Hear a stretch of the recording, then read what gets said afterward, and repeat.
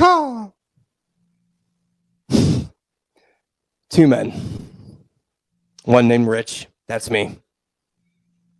This is Jermaine. Just got off the toilet.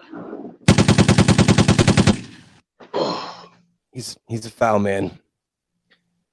This is the X's and O's of life. Huh?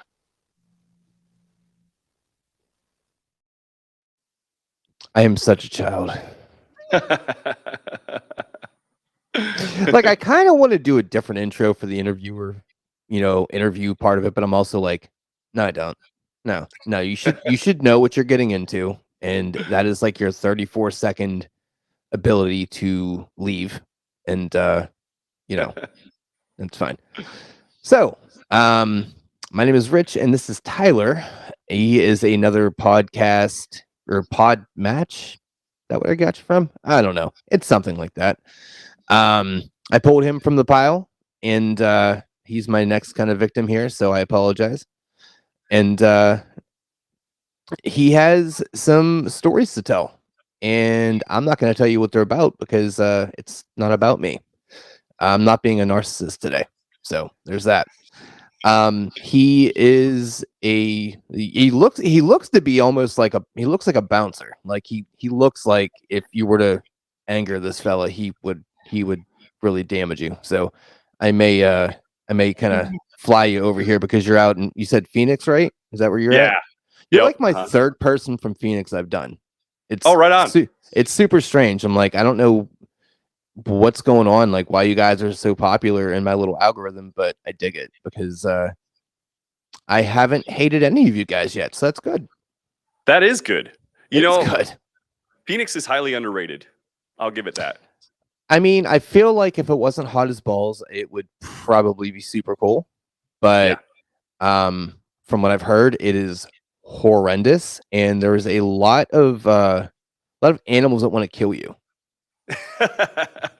So I'm out a lot. I haven't seen many of them. I can speak to the heat for sure. We were in the process of a build out this summer. Chose the worst month of the year, 125 degrees. Smart. APS. Yeah. APS, a large electric company in the town, your only choice at one, blew up our electric panel. So I spent a whole month outside doing hard labor work, getting our buildings ready. My iPhone didn't even want to work. It kept shutting down before I did. But you get used to it. You do get used to it. So you know what? That is actually a thing. Like we went down to Disney like a month or two, something like that. I don't know, when it was like crazy hot, and first got down there and it was like almost overbearing. And then after a day, I'm like, it's 101. This ain't nothing, man. It's comfortable. I'm sitting here like, 101. What is wrong with you? And it just shows you like the adaptability we got as people. Like we're super fragile but like durable. I don't know. We're onions. Humans are interesting that way. We do get used to just about anything. I always tell people, I lived in Seattle for a couple of years, and Seattle gave you the excuse that it was okay to be inside. Arizona, even when it's hot, when it's like the sun's blinding through the window, it's hard to just close your curtains and watch a movie or something. You want to be out doing something. I love That's the sun. Interesting. Yeah, I love. I don't like anytime. It very rarely rains here, but I don't like anytime it rains here. I like the mood I get from having the sun shining. Huh. See, I thought that would be a little bit of an inverse deal where, you're just like, okay, hi, overbearing thing. I'm going to go take a reprieve and not die inside. Wow. Interesting. I mean, now, I'm an odd is duck, that the, though. I was going to say, is that the majority? In the middle of the summer, I'll go out there, like in jeans and do hard labor work in the middle of summer, and like I don't mind it. Like I recently, I was doing that project here with our build out, and I was getting to the point after being out all day in 125 degree weather, I had to shut down the air conditioning when I would drive home because I was too cold. It's like, it's amazing how much your body acclimates to something. Yeah, you may be broken, man. You may need to go get that checked out. In so many ways. If we talked for very long, you'd realize it, and maybe you will today. Fair enough.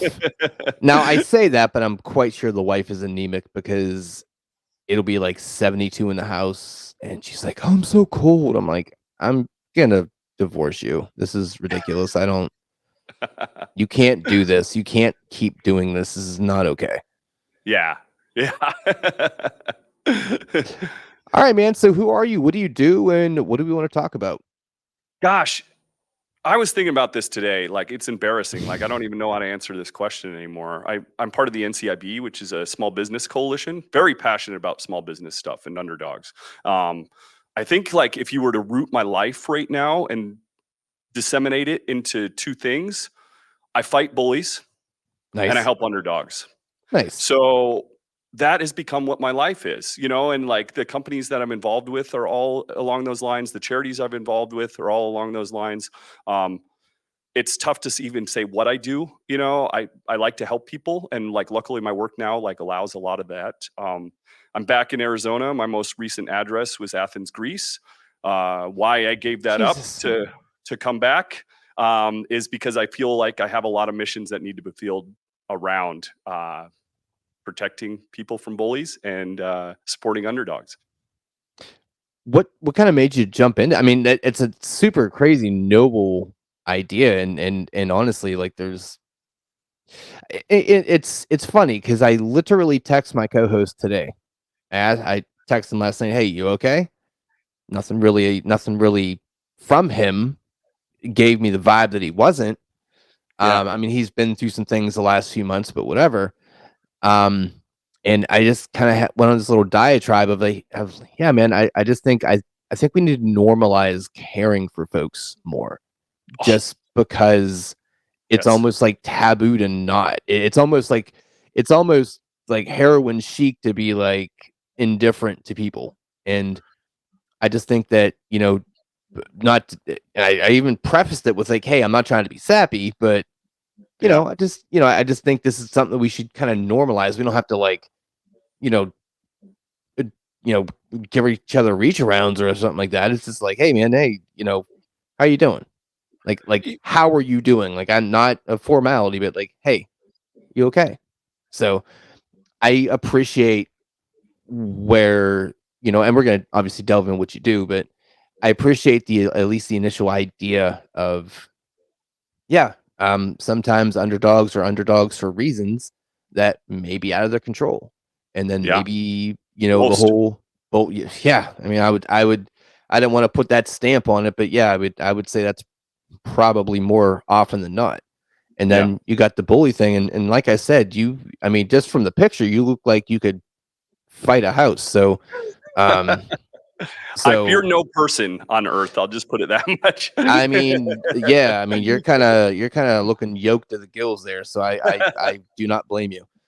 I, Um, I I I may not win everyone, but they're not going to get out of it without losing a little. Attaboy.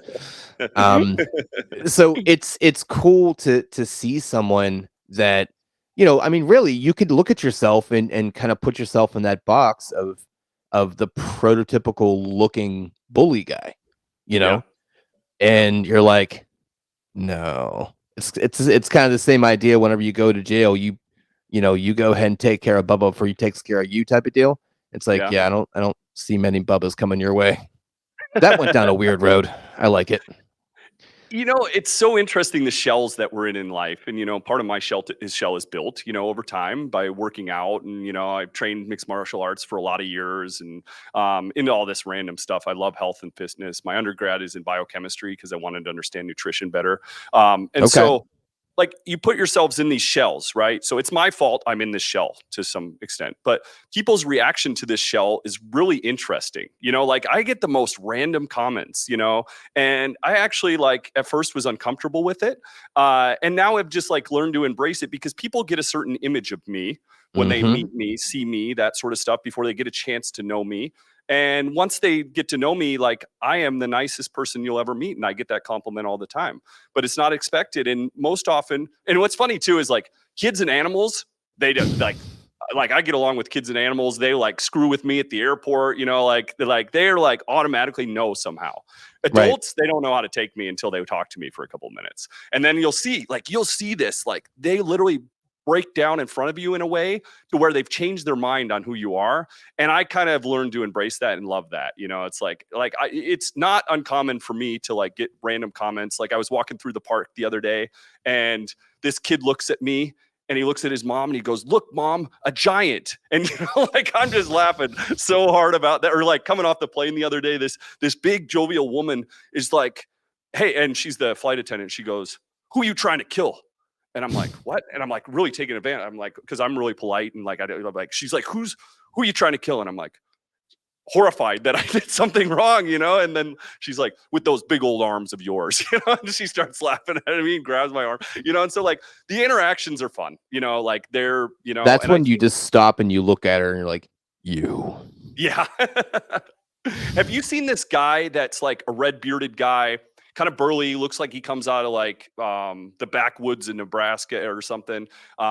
And he's got this video out that's pretty viral, and he shows Little Mermaid, and like really white trash looking. I hate to say that about him, but we get preconceived conceptions of people. Call a So spade a spade. he's missing a couple teeth. He's got burly beard, and he's like, "Can you believe they made the Little Mermaid African American?" And you're like, you're watching, where's this going? And he shows all these clips of these little girls, African American girls, crying, right? And it's just like, he's at the end, they show him, and this big burly guy's crying. And he says, "If you don't believe in this, if you don't like think this is okay, then you're a heartless SOB, right?" And like, sometimes you're the right person for the message, and that guy was the perfect guy for the message, and so like maybe there's a message that I'm perfect for. You know what? It's weird because I would say I'm a generally nice guy, but I'm bald, bearded, and tattooed, and I generally have resting bitch face. Don't really So mean you to. get what I get.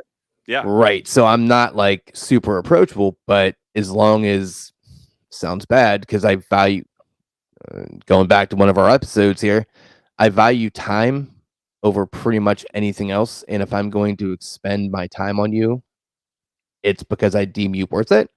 And that sounds super pretentious, but I'm just like, what else do we have in life other than time?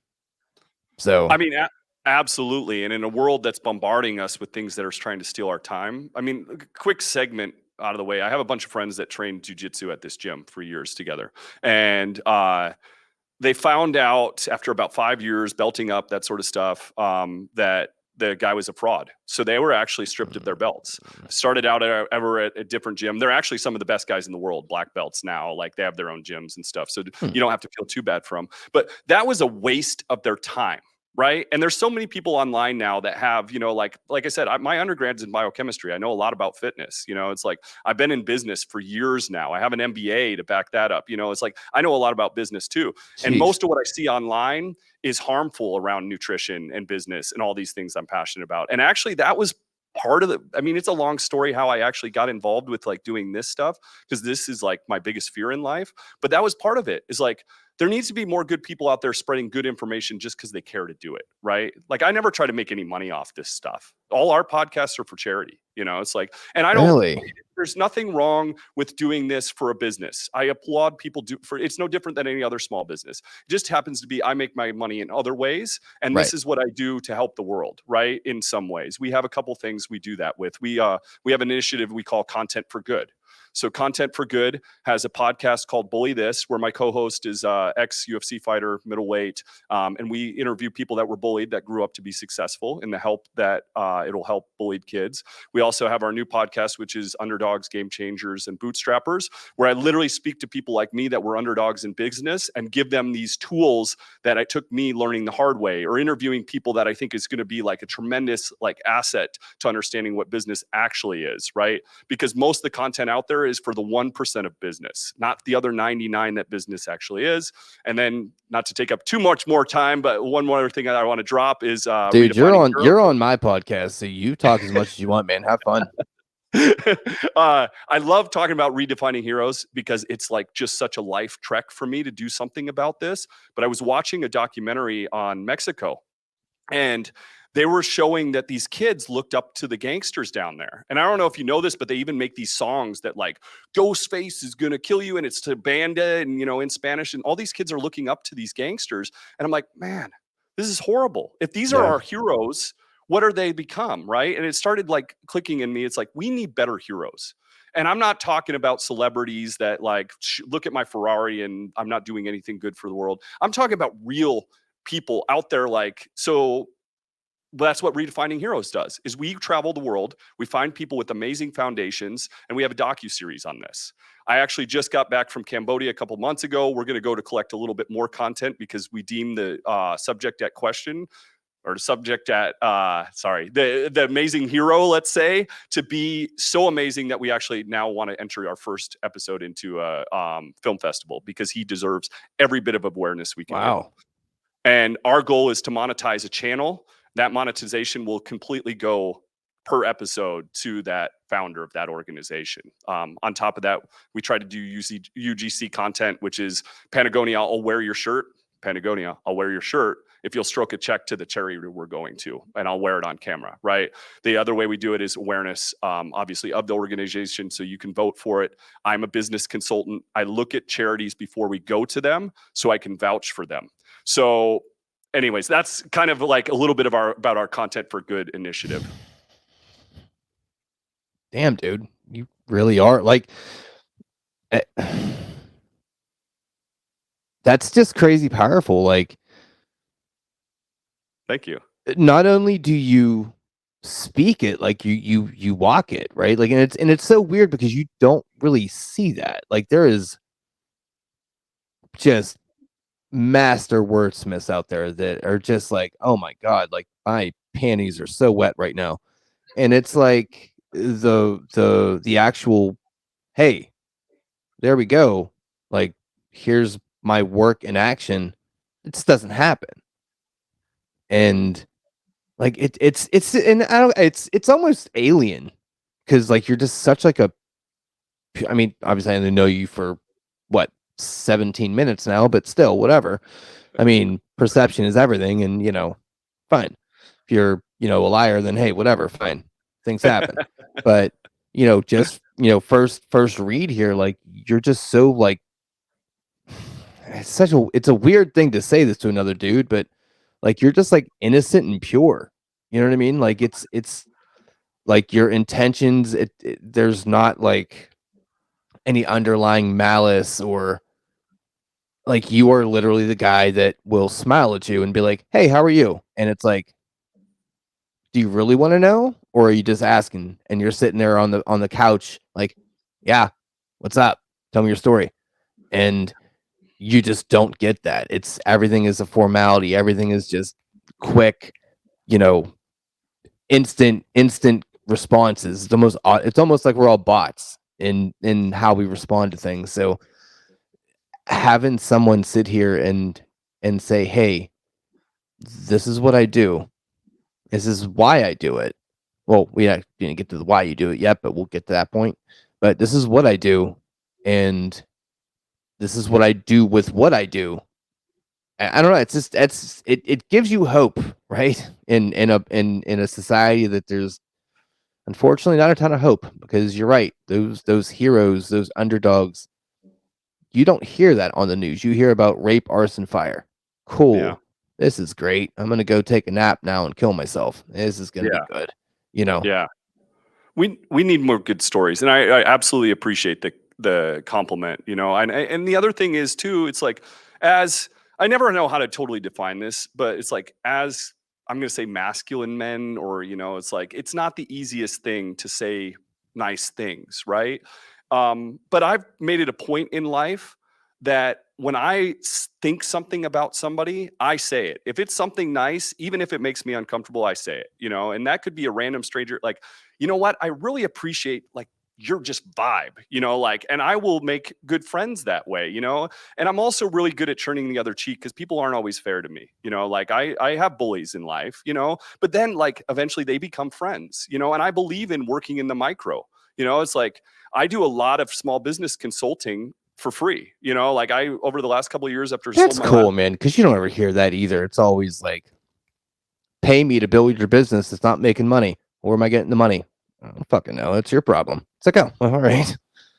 We need more success stories with big hearts, right? And I tell people, this all the time. If you like have a big heart, it's like, get out there, get in the gym, get into an MMA class, get successful, because we need big-hearted people to have success, to be big-hearted badasses, right? We need more big-hearted badasses in the world. And like, I like to help people get to that, right? And part of my hippie hypothesis in life is if we bring more underdogs into the world, then they went through painful things in their childhood, right? Things that weren't unfair, things that don't make sense, right? Now you give them success, and the best way to give them success is through business, right? If you're a billionaire right now, you can change the world in any way you want, right? But you're And not so going to. no, they don't. And honestly, part of my hypothesis around that is because they can care to some extent, but if they haven't lived it, they can't care to the full extent, right? You get somebody that's dealt with, mom and dad being drug addicts, mom and dad being in prison, like going into foster care, like things like that. You understand those things. You can feel those things. You can smell those things. And you want to change those things once you have the tools to do it.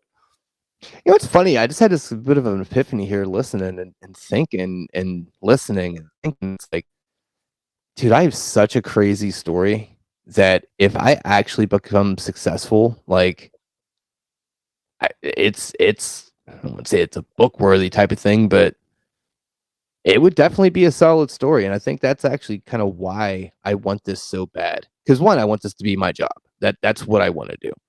That's why I spend so much time and invest, the money and do all the other fun stuff, yada yada. But I kind of want to. And it's funny because it's weird because it sounds pretentious and it's not meant to sound pretentious, but it's going to sound pretentious. I kind of want to be like a beacon of hope of like, hey, look, this is what happened to me. This is what I went through. And then I was like, hey, Jermaine, do you remember like last year when we were talking about doing the podcast? And then for the few months after that, we talked about it again. And then I was like, hey, stop being a lazy bitch. Let's go. And then we did it. And now we're like, hey, I'm not making any money, but I like doing it. Actually, I'm sorry, I love doing it. Because it legitimately is that I love doing it. So, I would love to be that person for someone to be able to look back and say, yeah, hey, look, I remember Rich was telling his story, man, and he kind of came from here, here, here, and now, he makes $5 a month. Hell yeah, let's go. You have to do it then. You already know the answer. Part of life is just understanding what our mission is, right? Yeah. Once you find out what your mission is, you can make other things go into alignment, to accomplish that mission. And by the way, I spend, like I said, I spend a ton of time helping people about to lose their business for free, new business people for free. We so own a nice, studio here in Phoenix. I sit down probably at least 10 hours a week and talk to somebody about either SEO or how to start their podcast from A to Z or how to market their podcast. Since I understand small business so well, small business and podcasting go together really well. So if you ever want to chat offline, about this, like I'm glad to help. I'm not opposed, man. Look, as long as I'm not infringing on your time, I will bend your ear because I am it's what I'm I a do. sponge, man. Someday when you're telling that story and you have a successful podcast, I'm a part of that, right? And when you have this success in that tool, now, which is money or, like a little bit of, let's call it fame, from having a podcast that people listen to, now I'm a part of that change, right? And that's what people don't realize. It's like, what do you get out of it? It's like, it's hard sometimes. Dude, I was part of his building block. Absolutely. That's exactly what it is. And that's such a cool because I always shout out the people I've gone through. Like I will never forget Kevin Palmieri. I don't know if you've come across him at all. No. This dude is the tits. He is, and I met him on here, and he runs Next Level University, and it's like this kind of like grouping of people. There's a Facebook group and all that stuff, and it's just this dude was, 6 figures and then staring at a shotgun. Yeah. Because just miserable and just made some life changes. Right. Because dude, amen. Especially now, Jesus God almighty, there's like a cover charge to go into the grocery store now. Yeah. I feel horrible for people. I'm a big eater too. It's like, I mean, the thing that people don't realize in the world is once you come out of that stuff, you just appreciate it so much more too. It's like, and then it doesn't rule me. It's a tool, right? Do I appreciate? I can go to a restaurant and have anything I want on my menu. I want my truck to start when I get it in, and I don't want to worry about that, right? You know, I like to travel, and I like to have the tools to do the things that I'm passionate about. But money doesn't rule me. It doesn't rule me at all. It's not happiness. But it allows you to be you and embrace things that you like. And that's the important thing. Yeah. Because people don't understand money either. I will be a billionaire. I have no doubt I will be a billionaire, but I'm not motivated to be a billionaire so I can get a fancy car. I'm motivated to be a billionaire because of the change that I can make. If life isn't about changing things in the world, I don't know what it's about. Then I'm way lost on what life is, you know, because I can tell you this, it's not about making a bunch of money, being in a fancy car, having a woman that, or male, you know, whoever, whatever, that doesn't love you. You know, it's like, it's about human connections. It's about making other people's ride better. It's about, we live in a country that allows us to come from a dad in prison, you know, on welfare, to being able to change things in the world through business, right? That's what life is about, as far as I know, and that's what I've learned in my 40 years. And puppies. And what? And puppies. Huge animal fan. My dog is my daughter. Oh yeah, dude. We have 5 cats and a pug. So. Oh yeah. I'm absolutely a huge animal fan. I live for animals, you know. Normal people should be that way. The people that aren't, they're like the weird anomalies that should be sent to an island. I always wonder about it, you know, like I don't know if you can trust somebody that doesn't love dogs, especially. Dogs are like, I love all animals, but you know, like dogs have that loyalty, you know, that people don't even have.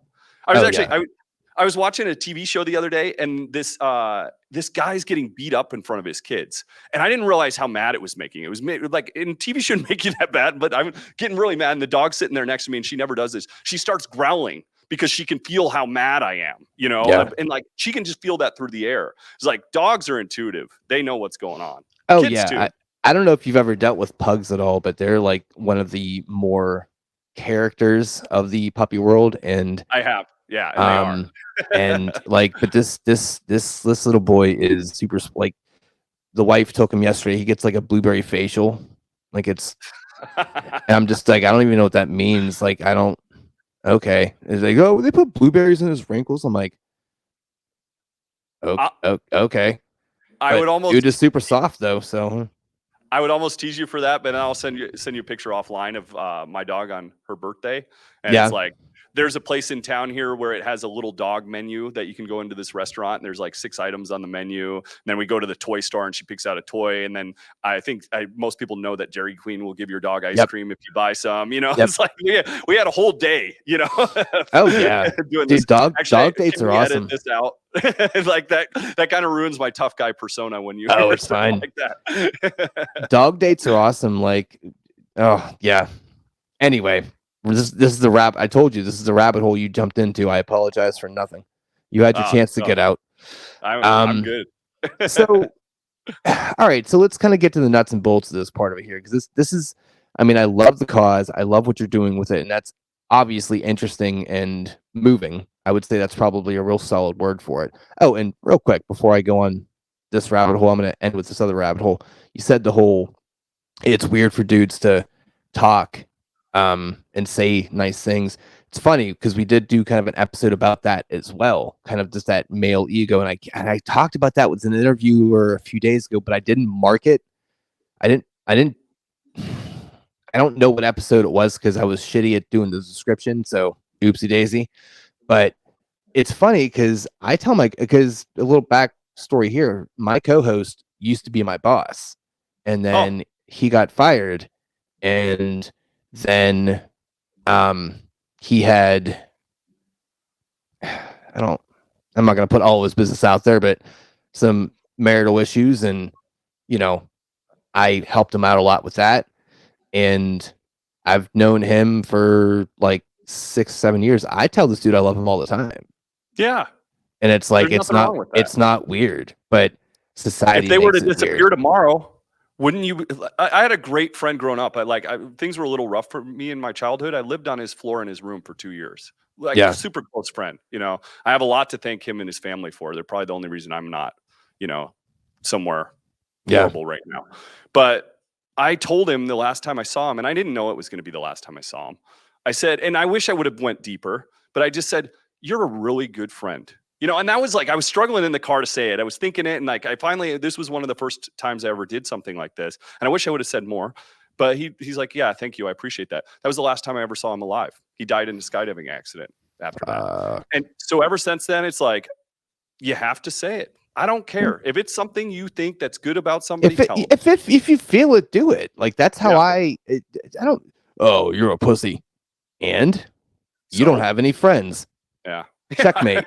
Like the kind of person we worry way too much about, the kind of person that's out there judging us for stuff. And we all do it. I do it. Like that's part of the reason, like I fear. And like after this episode, I'm such a self-analyzer. I'm like, shouldn't have said that. Should have said this. Shouldn't have said that. That was stupid. What like I'll analyze all that. So I think it's because you care though. That's the thing. Like people like that. Because once again, sounds a little weird, but like I see a lot of myself in you, and that's. I appreciate that. There's a gay joke pun in there somewhere, and take it as you want. It's funny. Nothing's off limits here. We're children. It's fine. Look, I am 37, and all my parental figures have been dead since I've been 18. Yeah. So, I have that independent thing because I feel like there's a lot of people that would have resulted to going to drugs or going to doing this and doing that. And I've always looked at this stuff as, okay, this has made me who I am. Now, without that happening, would I be as independent as I am now? Probably not. And I don't think anybody, well, yeah, I would. It's just, you're the same person that says they wouldn't change if they won the lottery. Shut the fuck up. You're fine. That's just, those things shape you whether you like it or not. And it's fine. And I just think that's, God damn, you're interesting. Oh man. It's just I honest to God mean this, and I'm I don't bullshit on my podcast. I actually, even in general, like whatever you're getting is exactly me. Also exactly what I do for work. I'm the exact same way. I'm probably the least professional person you're going to meet in regards to that, but I am one of the most caring people you're going to meet. I will bend over backwards twice if you need something. So, and I'll tell you more about that off camera there, but how hard is that though? It's not. I'm the same way, but it is not. It's instinctual, man. It is instinctual. Yeah. I don't think about it. I'm like, here you go. Hi. Yeah. But when you care about people that don't care about you back, is that hard for you? I would say this. And this may be a little selfish, but I generally don't let people in my life that don't reciprocate the care. I look at relationships as a very cyclical thing. It should be to and fro, back and forth. There should not be too much of a off balance thing there. Now, in general, if I'm just helping out somebody random on a whim, and I will get a kick out of it. It's like, well, you're kind of a dick, and I'm not. So, scoreboard. But yeah, generally, I have a very, very small circle of friends, and I'm too old to make new ones. But I don't find it.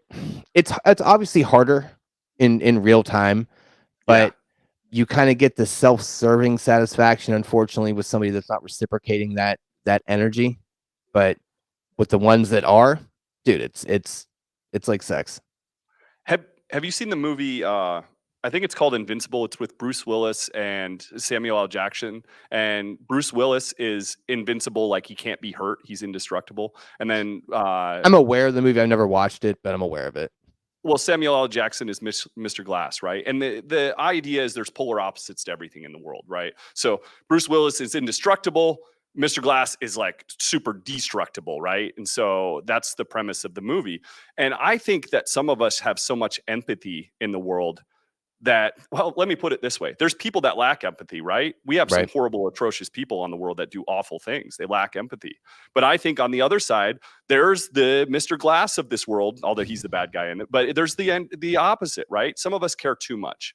And I think at times that could be painful because you do care about everybody, even if they don't totally care about you. And it can be hurtful. And, if you're a loyal person, you get bit a lot in life for your loyalty, and loyalty is a dying thing too. I swear, like I dive deep into this stuff, like mentally and reading and things like that. But I swear loyalty is like dying the more superficial society gets. It used to be 1800s, you had to have loyalty. Your family unit had to be loyal. It was for protection. It was for, feeding yourself. It was for everything. Loyalty was huge, right? Manners were huge because otherwise you'd get shot in the street. It's like, I think nowadays we lack loyalty. Like I think you don't need it. Is a dying thing. No, you don't need it to survive anymore. Right. And like some of us have it anyways. There's a lot of lessons I've learned. Well, excuse me, there's a couple lessons I've learned from my father, and so, and my father wasn't around as a kid. I'm getting more vocal about this because he was in jail.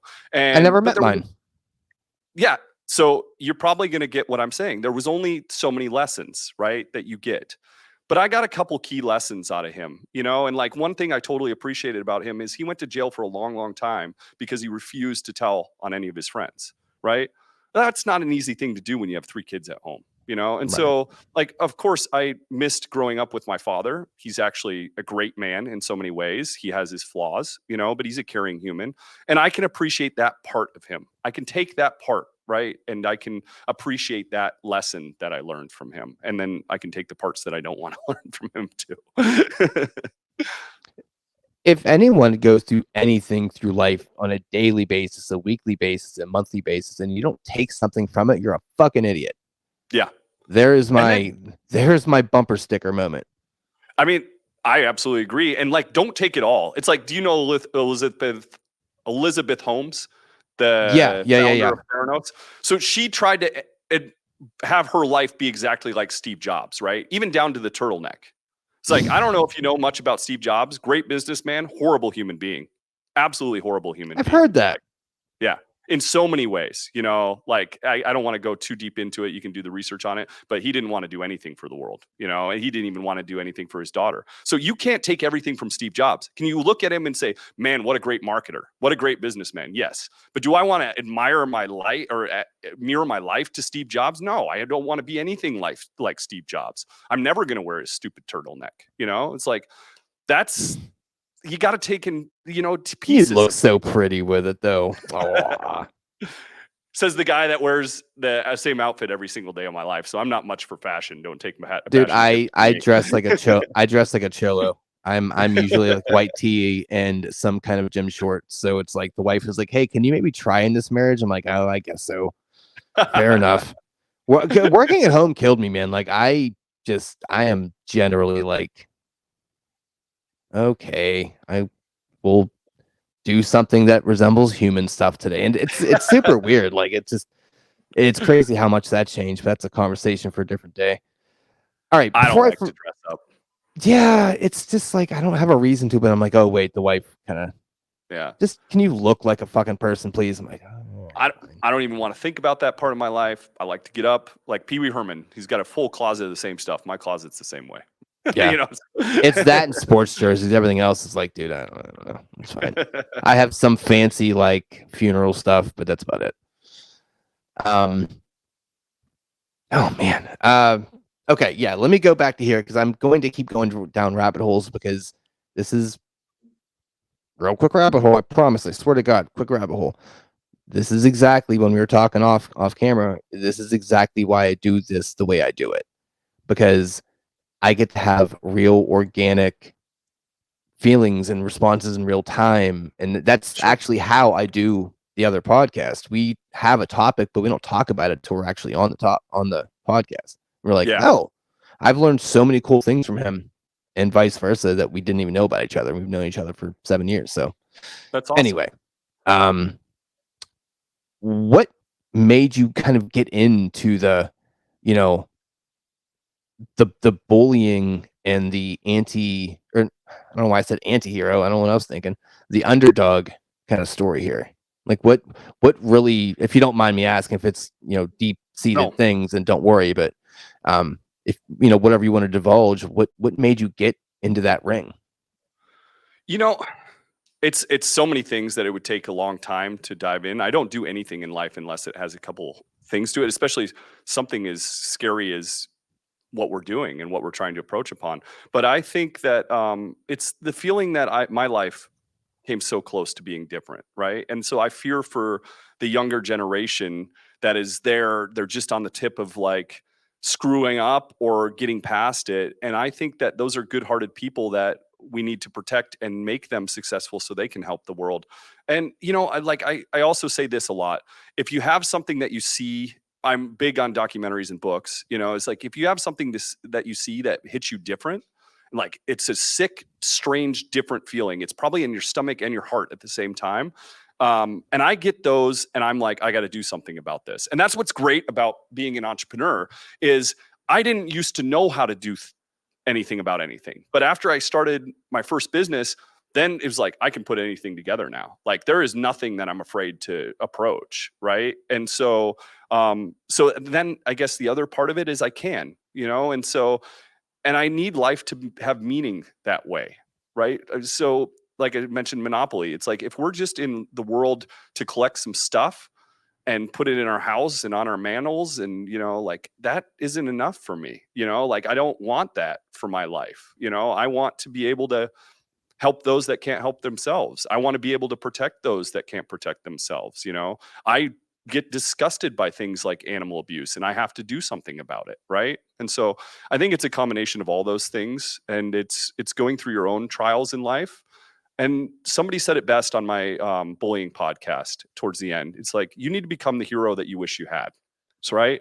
So I try to do that. I think, I'm trying to be the hero that I wish I had at some point, or I'm trying to be, and that's not fair for me to call myself a hero, but I'm trying to make a difference for people that maybe aren't in the best place to make a difference for themselves at this moment. I mean, I don't really know how you could really word that any better. Honestly, I mean, I thought I screwed it up. No, honestly, the coolest thing that you said there. No, I'm going to ask you this. What do you think the coolest thing that you said in that dialogue there was? There was one sentence that you said that I'm like, oh, that got me just, it was good. It was just that tingle moment there. I appreciate that, because I'm like, you know what? Nothing's good enough to describe what I want to describe and why I do it and why I want to help other people, and so it's like, but if you think about what you said though, what do you think that one part that everyone should absolutely resonate with? But I know you don't know me from Peter down the road, but just take a guess. What is the one sentence you in there that you really think that got me? I don't know, because I'd redo them all if I could. Okay. So you said you do it because you can. Yeah. And it's so beautifully simplistic, but so like in delivery, it's beautifully simplistic, but in actually enacting it, it is such a complicated thing, because people may or may not want to agree with this, but time equity is a huge thing. And with me, I'm more equity. Opportunity cost. And it's a big thing. We have to weigh that out. And I'm more equity with people. And I'm not gonna, even if I wasn't gonna do anything with that time, I'd rather make the choice of not doing something than to spend it on somebody that I don't deem, God, it sounds so bad, worthy of my time. Oh God, I'm such a douche.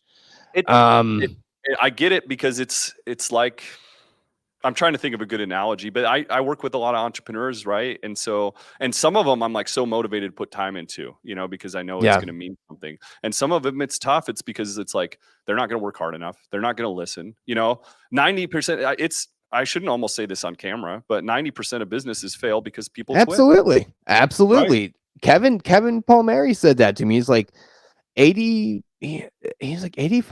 of podcasts that die within like 6 months.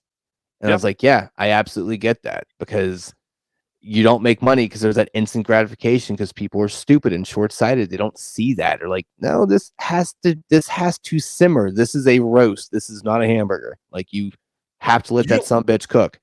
You don't become something overnight. I mean, Steve No. Jobs, this is another wonderful thing he said. Like I said, he has some good stuff. It's like, everything's a game of attrition, right? It's like, how long are you going to last? And like, I started to look at life as this lame way, and I really hope it helps teenage people. So we play role-playing games, right? And like, when we're playing a role-playing game, we make the guy chop wood and he gets stronger, right? And he gets better at swinging the axe. And then when we make him go inside, and then he reads a book, and his little meter goes up for intelligence. It's like, if you start thinking of your life that way, and it doesn't happen quickly, right, then eventually you're pushing up all those meters, right? I was a kid that was, like, lost, right? And now I've tried to become an adult that, like, I'm progressing towards being proud of. It's like, I'll never be totally satisfied, but I make sure to take the time to feed my mind, feed my body, try to do things that help other people. These are little life bars that I'm bringing up every single day. Like, I have a list of goals every year, and it's right around those little bars, and increasing those every day, so, and that's all we can do. And eventually it adds up. I mean, I literally, as of yesterday, had someone in my house turn into an adult. And I'm like, holy shit. Like, how are you 18? This is weird. And I don't know if you got the kiddos or what there, but no. That's definitely an interesting, I mean, not to put a weird title on it, but your kids are essentially your own small business. You are trying to shape them and make them lucrative and make them happy and make them productive. With giving them tools and expertise and lessons. And kids are a wonderful mission. I talk a lot about missions in life, and like how your missions need to be in alignment and how you have to have a mission to have any fulfillment. But, and I talk about missions being lofty and goals of business and things like that. But a good mission on its own is just being a good parent. I had a buddy, who was embarrassed of his dad. He was like a factory worker or something, and even my father, he was kind of embarrassed of his father because he was just an accountant at this lumber mill, and it's like, why didn't they want more? And I look at it the opposite way. Here's guys going out every day doing a thankless job so they can provide for their kids. They're heroic, right? The guy going out there right now risking everything on a business and risking his children and his livelihood and everything else, I don't know that that's heroic. That's selfish. It's like, oh, so I can hand down my generational wealth. It's like, actually, generational wealth is proven to do nothing for your children. You're actually doing them a disservice. Generational wealth actually does nothing good for the population. Now, you don't want your kids to struggle, and you don't want your kids to have to worry about clothes and food and things like that. But, you're saying, oh, I can risk all this so my kids can have, a car, and, it's stupid. It's absolutely stupid. Yeah, I'm on. So me and the wife kind of differ in that a little bit. I'm more so like, hey, life's hard. Get a helmet, strap in, boy. Life does not care about you. So, put on your big boy panties and let's kind of get going. Now, obviously, we want him to do well and be successful, but I'm also like, don't put him in a bubble. Let him fail, because what you don't want to do is the first time he gets kind of, loses his job, he shoots up the place. Don't want to do that. You want to kind of toe that line a little bit. So you want to have that gray area, which I feel like one thing I've noticed about society lately, there is not political, but there's the left side and the right side. There's no there's no one that's kind of moving or scooting up on the teeter-totter. It's like either you're here or you're here. There's no like gray area for anything. And it's stupid because it is stupid. And I think that that's the perception of what the media would have us believe. But I think there's more of us in the middle. There's more of us that just, like, our general underlying theme is we care about people. We want people to be taken care of. It's like, but when the government riles you up on one side or the other, they don't have to do anything else, right? They don't have to do any of the hard work. They just rile you up about something sensational because that's what's going to make them Instagram worthy. That's why we need more underdogs to make it. Because the problem is most of the politicians that we have are part of generational wealth systems. So once again, they can't understand and have I applaud those that do amazing things for the world that grew up with the silver spoon in their mouth. I really do, because it can't be all as easy. three of them. All three of them. Yeah, because it can't be as easy. You know, you don't personally having experienced it, right? There's an amazing girl out there. You should check her out. She's become a decent friend of mine, Melissa Liz, and she was she was in foster care, bounced around through all these homes. Sister was sex trafficked, horrible, like stuff, you know. But she's out there right now, and her thing is foster care awareness, right, and advocacy. So she used these horrible things in her life, and she knows more about foster care than anybody on the planet. You know, like her stats are unreal. Like, did you know 90% of people on death row were in foster care? 90. Wow. And I'm going to drop this stat because it's something I'm going to change in my life before my life is over. Is Wow. I was meeting with a group, and I like, luckily with what I'm doing for work these days, I meet with interesting people. And we were meeting with a group that I'm actually going to ask Martin. It was they work for teens in prison or whatever, right? Like, yeah, teenagers that have gone to prison. They're an advocacy group trying to help them, and they dropped something on me that's changed my life. And that is, we send foster kids to prison when we have nowhere else to put them, with these kids that have done bad things. And that just like, I'm like, and I spent 5 years volunteering at a children's home. I know a little bit about it, right? I was immersed into it. Luckily was at a great place, great facility that really took care of kids. But that is the other side. That's horrifying. We're putting kids in prison. We're not even giving them a chance. You know, it's like, and like, mark my words, if we talk in 10 years and I haven't done anything about this, kick my butt. Like, it needs to change. Yeah, that's a dark road, man, because you think about the whole prison system and it's like, is this just, I mean, pun intended, is this just a holding cell, or wasn't this supposed to be meant to, one, obviously keep like the very dire straits criminals? Yeah, you can't be trusted in public.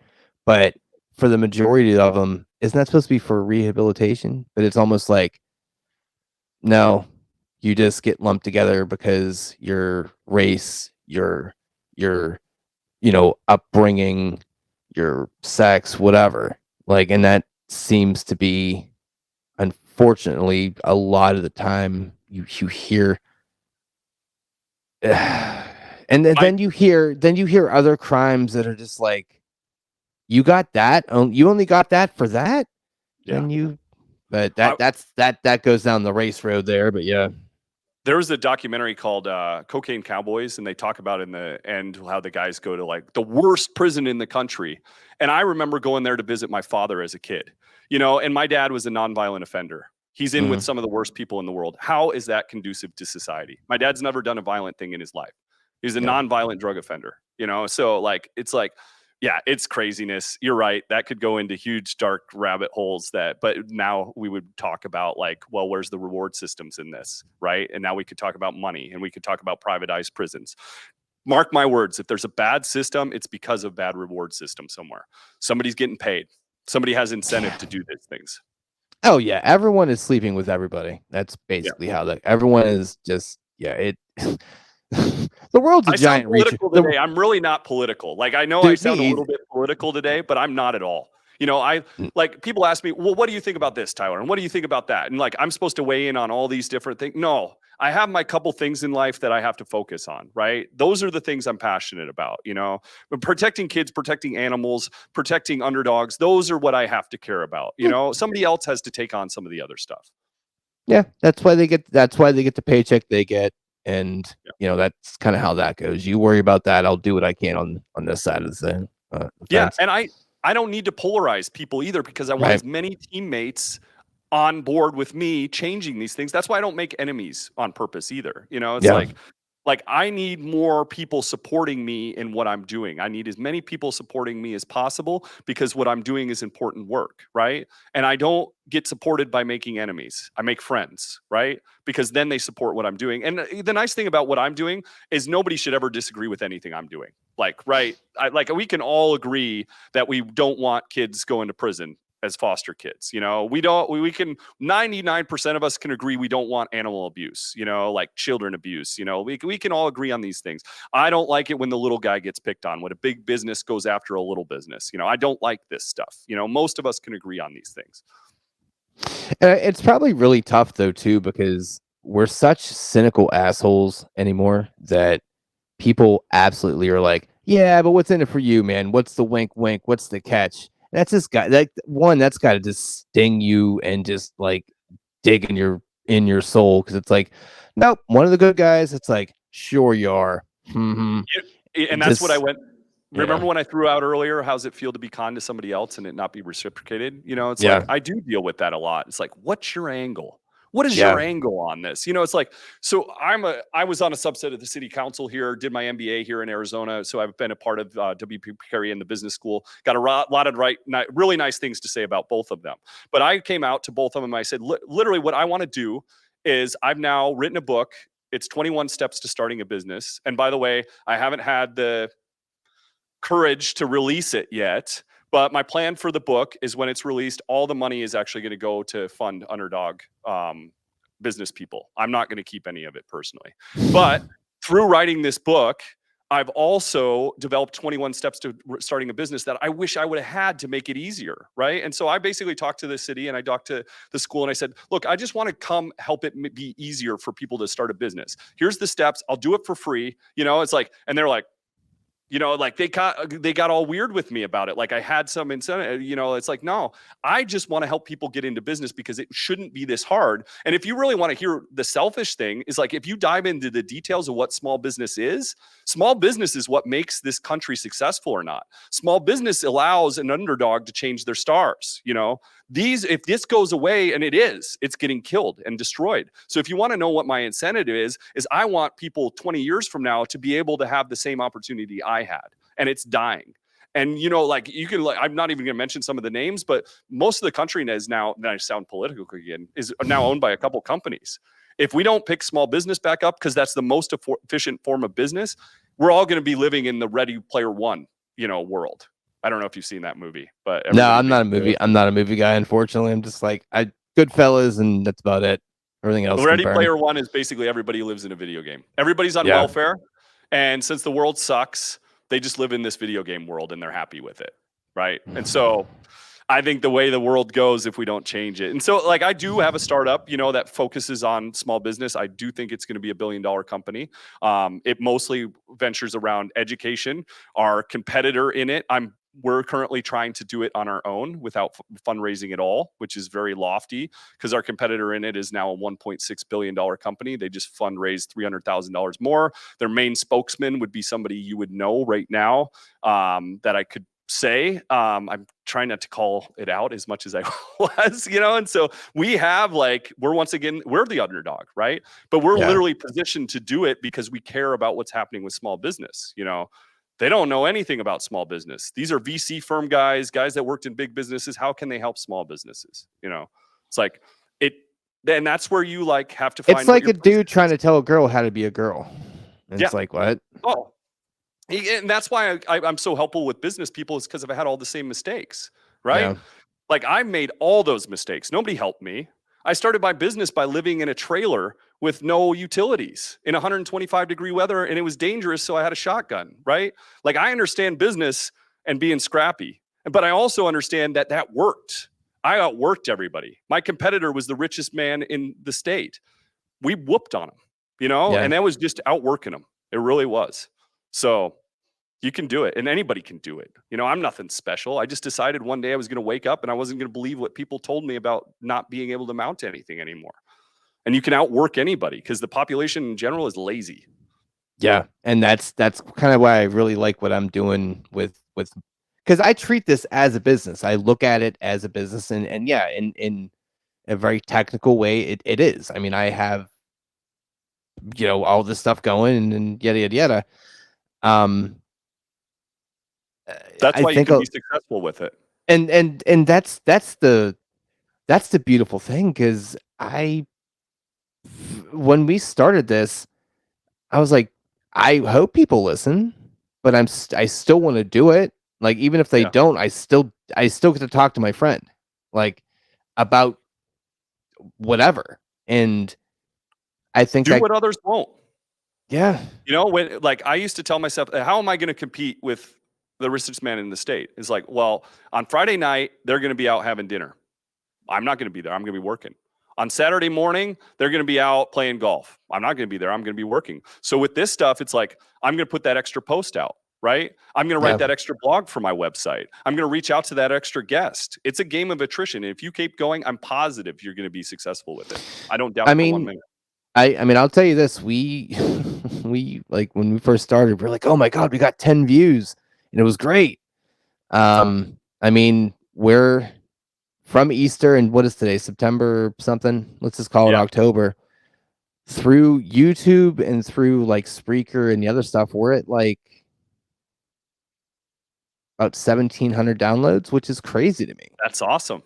Which and I'm just like, dude, The Tipping Point? No. Basically, nothing works the way we think. It's not going to be like downloads, just gradually go up. You're going to come to a tipping point at some point, right? And all of a sudden, it's going to like, boom. Now it's going to jump to another level. It's not going to go 1, 2, 3, 4. It doesn't go like that. All of a sudden, it goes 1,700, 50,000, right? That's how the world works. So you have to wait until you get to that. Maybe it's at 1,801.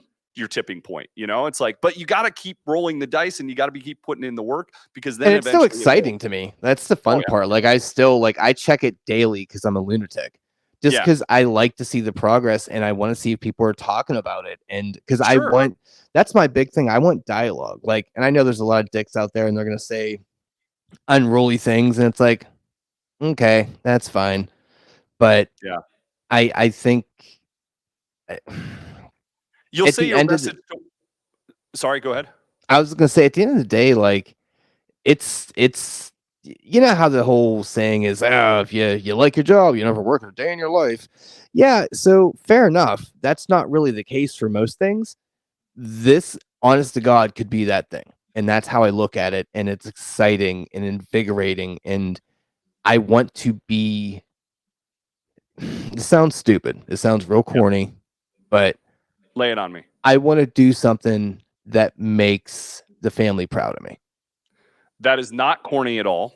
And in fact, is a driving mechanism for most of us in our deep-rooted selves. Absolutely. Why wouldn't we want to, right? We love them.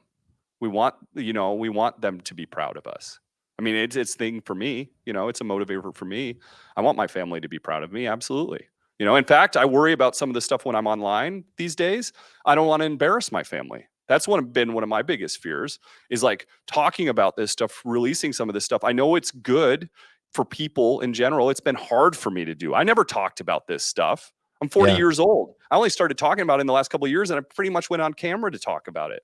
I would have never talked about my childhood a couple of years ago, and so you have those fears, but it's like, hopefully at the end of the day, they can be proud of what I'm doing because of why I'm doing it. Right. And I think it's a lesson thing too. You can look and have them look at what you're doing. It's like, yeah, man, my dad literally started recording on the couch with his phone. Now he's moved on up in the world and he's moved to the dining room. But it's fine. If we don't start somewhere, I mean, if we don't start, we can never get anywhere. And I don't want to lay on my deathbed. I don't know about you, and wonder what could have been. Right. Yeah. That's what can motivate you at the end of the day. Where do you want to go in this world? It's like, well, these are the things I fear. Right. This is scary for me. This is really scary for me, but it's like, if I missed an opportunity to be more successful with what I'm doing, then shame on me. And at the end of the day, whether people believe it or not, I have no alternative motive. I have a good heart for what I'm doing. So when your heart is in the right place, the answer is you have to do it no matter how much it scares you. Right. And that's the beautiful part about what you do. Because once again, it's only been an hour, but just such a beautiful person.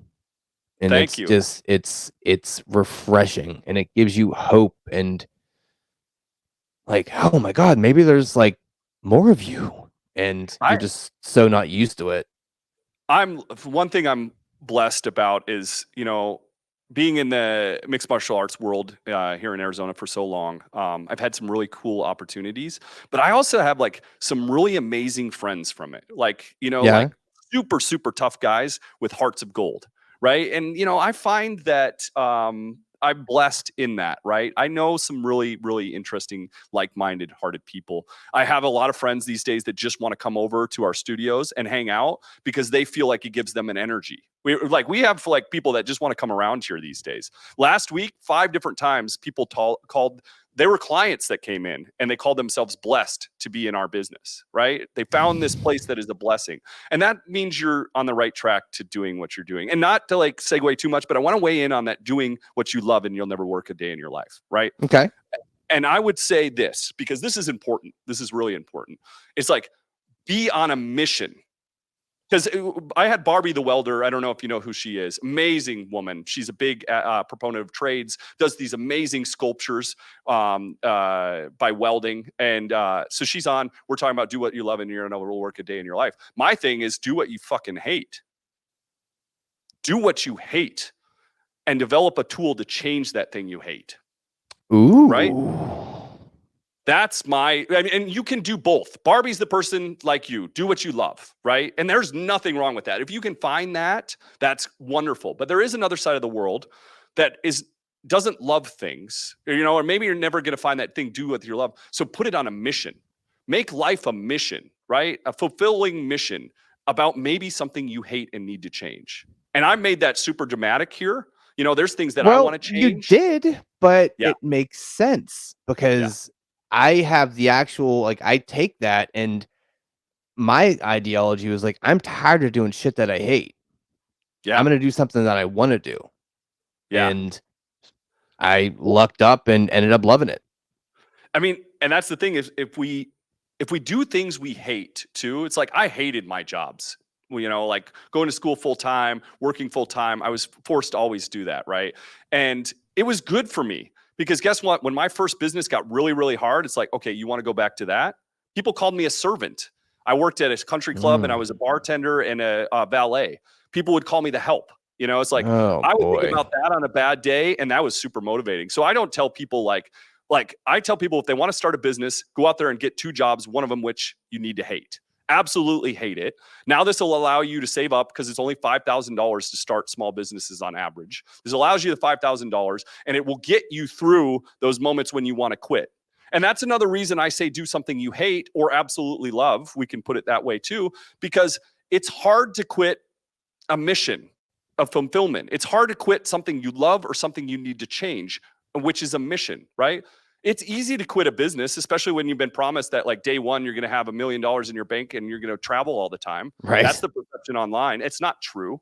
It's like I spent a lot of time, I was arguing on Twitter today. It's like 1% of business is I go out there with an idea, I raise funding, I get $100,000 a year salary. That's 1% of business. It is not the real world. And guess what? All the information out there is on it is that. Right. But it's so somebody can sell you a course. And that's where I got super frustrating. I'm like, that's not business. And these underdogs out there, they need to hear what business actually is.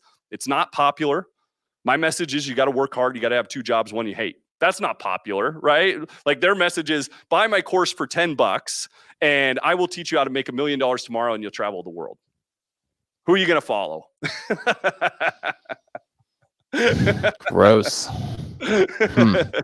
But it's reality, right? It's reality. I mean, perception is so important too, and I think so many people kind of don't pay attention to that because it's hard. It's hard to kind of like change how you think of things and then have different points of view, and because you're so busy hearing everyone's else external, noise in your head, and it's like, oh, well, they know what they're talking about. I mean, do they? I don't know. Like you have a head too. You can think. But I mentioned my friends with the jiu-jitsu stuff, right? It's like, that's the same way I see anytime you put out a piece of content that is not right-hearted, right? It takes them backwards. Better to hear. I've always chosen the hard roads in life. When I learned how to do that, like the harder thing, I mean, life actually came together better. Whenever I tried to take the easy way, it never worked, right? So now, like, give me the hardest fitness program you can give me. Give me the hardest degree you can give me. It's like, I don't go the easy route ever. Give me the hardest thing. Otherwise I don't want it, and that's what I found has been the key to making growth, Yeah. I mean, I would say highly doubtful that you're not gaining an immense amount over the common Joe that would just like you said, to kind of take the easy route. It's like, okay, well, yeah, you may have gotten there quicker, but what are you bringing to the table now? Yeah. And don't worry, I'll wait. Underdogs have no choice, right? Underdogs have zero choice. And that's the other thing about business. I call this a golden couch all the time. It's like a lot of entrepreneurs, the biggest ones in the world, have really rich parents. And so if your business fails, it's easy to go land on their golden couch and a place to go. If your opportunity is make it in business or be homeless, that was my thing. There was nowhere for me to go had I failed. I had no choice but to succeed. And so, and that's a lot of underdogs out there too. But they can outwork the person with the golden spoon. I promise you, they're not working the way you can. That's the one thing you've mentioned time several times. That's the one thing we have all in common. We don't have resources in common. We don't have connections in common. We all have the same amount of hours in the week, right? Yeah. How do you use those hours? Truly, look into yourself. How do you use those hours? And if you're doing nothing but working, I promise you, and I don't wish that on people forever. I want them to have families. I want them to have lives. I want them to enjoy them, but at first it's the temporary pain that gets you there, right? Give up a couple years, and it's not giving it up because you're going to learn so much, and work hard and put your nose down and you'll make it. I guarantee it. And if I can make it a little easier, send me a message, right? And if you have a question about how to do something in business, I'm scared of a financial forecast. I can make it easy in 5 minutes. I promise you. I don't know how to do accounting. I can teach you in 2 hours how to do accounting. And not only that, but you'll love it and it'll be fun. Right? Yeah. Oh yeah, absolutely. Well, damn. I'm an accounting nerd. I love accounting. Oh yeah, I didn't always. But that's where I start. I start with the very first story of how I did something stupid in accounting, didn't know what I was doing. And I'm all the way up to now where I use my accounting like a crystal ball to tell me what's going on in business. And 99% of businesses that are having trouble, besides the quit factor, is because their books are shit. Yeah. Yeah. Yeah, that makes sense. You know what the number one thing is people tell me about business all the time? It's like, Tyler, if I only had this extra money, I could get there. It's like, okay, what would you spend it on? Oh, marketing. Definitely spend it on marketing. Okay. All right. Tell me what you'd market. Oh, I'd market this candy bar. It's like, okay, well, what's your profit margin on this candy bar? I don't know. Okay, let's backtrack. Let's look at your books. Now we go into the books, right? It's like, we find out they're actually losing money on this candy bar. So you wanted to spend that money to sell more of an item that you're actually losing money on. 99% of business owners, I promise you. I know because I've for 2 years, I did nothing but help business owners for free, right? And this was the problem most of the time. How do you not see that? But that's like, how do you not see that though as a business owner? Like, how do you? The whole point it all together. Oh wow! One of the major problem is proper GL accounts, right?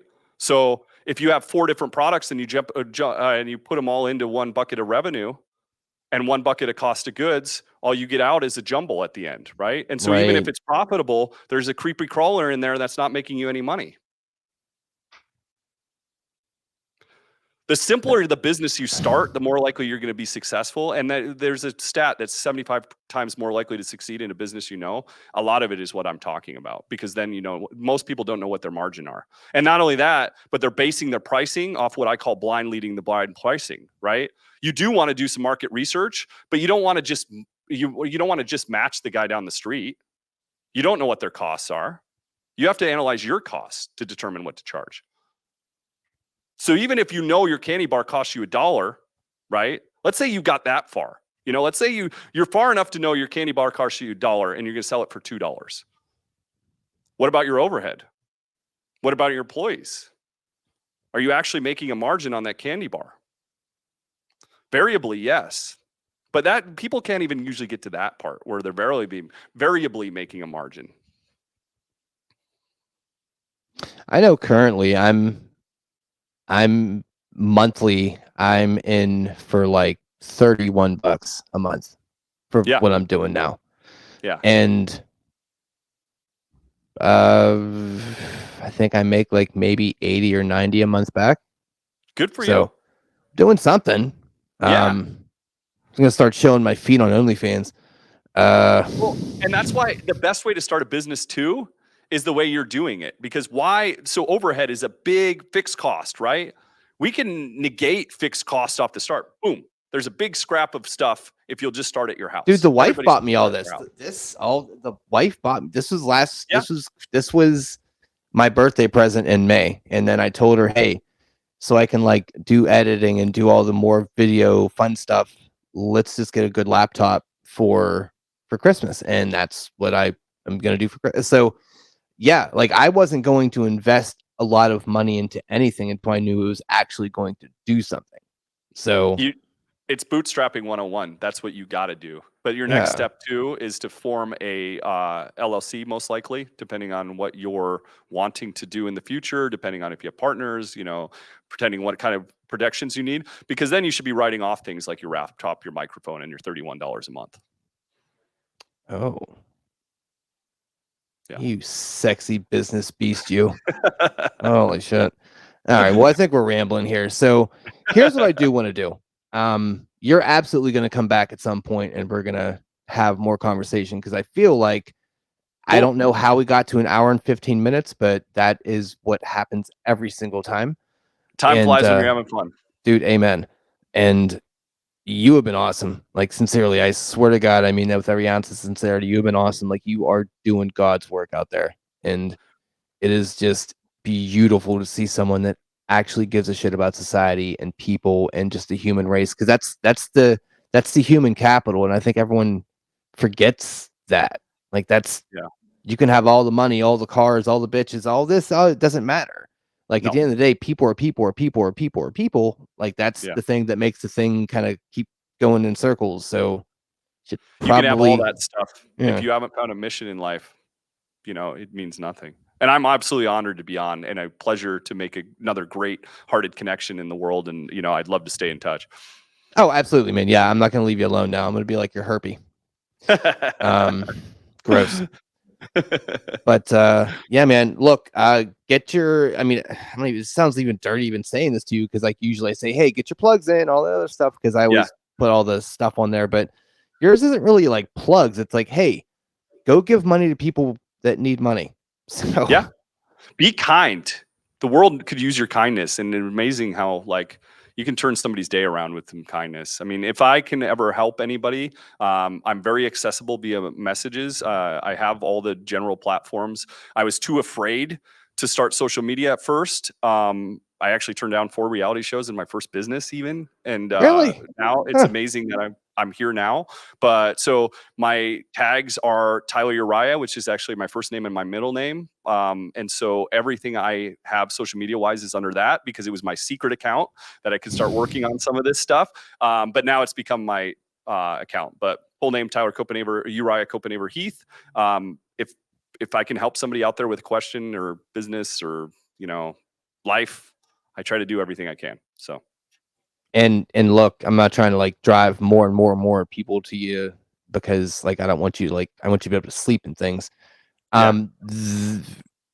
Once again, anyone that's ever listened to anything I've ever said ever in the history of ever knows I don't really like pull punches. I'm very straightforward and I say what I mean what I say.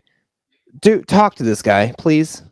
Just like bend his ear. Don't fucking bother him, but like bend his ear because he's one of the actual nice people in the world. There's like 5 of them left. So I appreciate that. And there's actually something I wouldn't mind. I mean, I'd love people to follow the content for good stuff, but also on top of that, realize that in Phoenix, we built out a building specifically to help people with business. And so our plan is, we just finished 2 months ago. Our plan is to hold absolutely free seminars. I told you the city and the state wouldn't allow me to do seminars. So we have our own building to do them now, right? They're absolutely free. Come network, come talk. We have 2 spaces that have computers, very nice desks. You can come use them anytime for free. Absolutely anytime. I'll help you with a business plan. I'll help you talk about SEO. I'll help you talk about marketing. My 2 business partners are genius in their own rights, right? They're steps away. Come get our help if we can help you. So that's something we try to do for the world. God, it's so nice, man. Like, I if one person here listens and takes advantage of that, I feel like that is a grand success. Absolutely. I believe in working in the micro. That's why, like, daily, if I help one person with something, sat down with a doctor yesterday for 2 hours, talked about SEO and social media, how she could make her business more successful. That's a win for both of us, right? She's a kind-hearted person.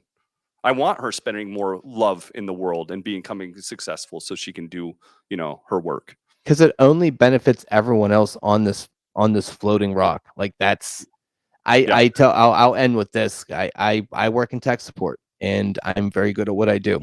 Not because I'm incredibly techie, because I'm not. I'm just good at talking to people and breaking down the, hey, big corporation, you little consumer. It's like, no, man, I'm Rich, you're Nancy. What's up, man? How are you doing? Let's figure it out, yada, yada, yada. On a daily basis, I get people like, hey, let me talk to someone above you so I can let them know, hey, I'm like, look, man, I don't care about that. I tell people this all the time and it shocks them. I was like, look, you want to pay it forward, do this. Go out and do something nice or go smile at somebody, because you could literally be their beacon of change. You could literally be that smile, could take them from shooting up that school to going home and taking a nap and realizing, hey, shit's not that bad. It's going to be okay.